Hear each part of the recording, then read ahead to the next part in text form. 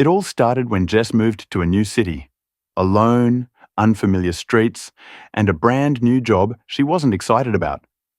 At night, the silence of her apartment pressed in like walls slowly closing. One evening, more out of boredom than hope, she downloaded a dating app she'd sworn she'd never use. Within an hour, she matched with someone named Eli. He was different, charming without trying too hard, handsome in a quiet way, and eerily attentive. They talked for days, texting into the early hours like old friends catching up.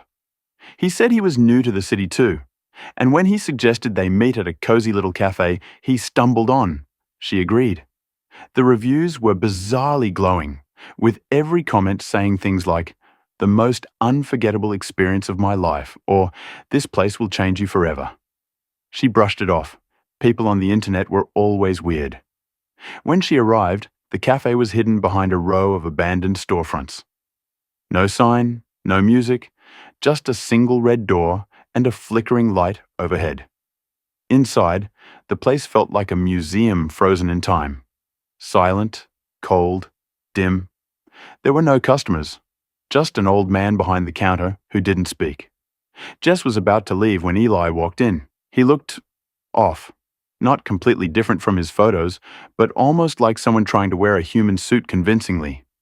His eyes didn't blink enough. His smile was a little too wide.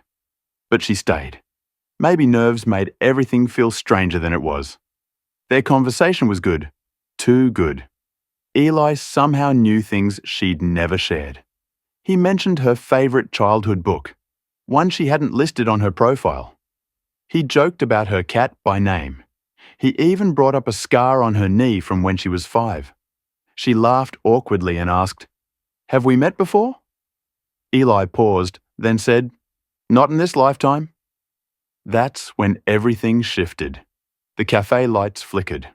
The world outside the window froze. People mid-step, mid-blink. A bird hung motionless in the sky.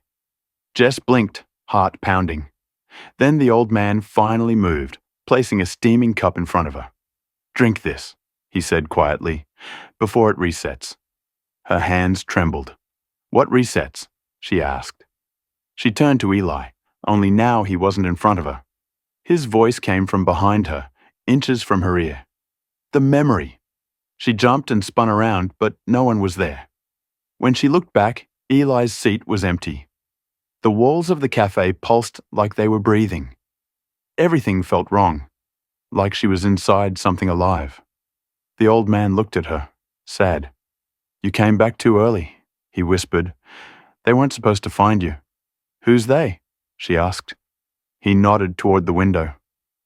Outside, the world was still frozen, but in the reflection of the glass, she didn't see herself. She saw Eli's face, smiling back at her. She woke up in her bed, gasping. Her phone buzzed. A new match. Eli. Same photo. Same first message. "We could explore together." She deleted the app and tossed her phone across the room. But it buzzed again, and again. New match. Eli. Different names, same face. Over and over. Then a final message appeared on her screen. Not from the app. "Welcome back to the cycle." She doesn't date anymore, doesn't use social media or technology when she can avoid it.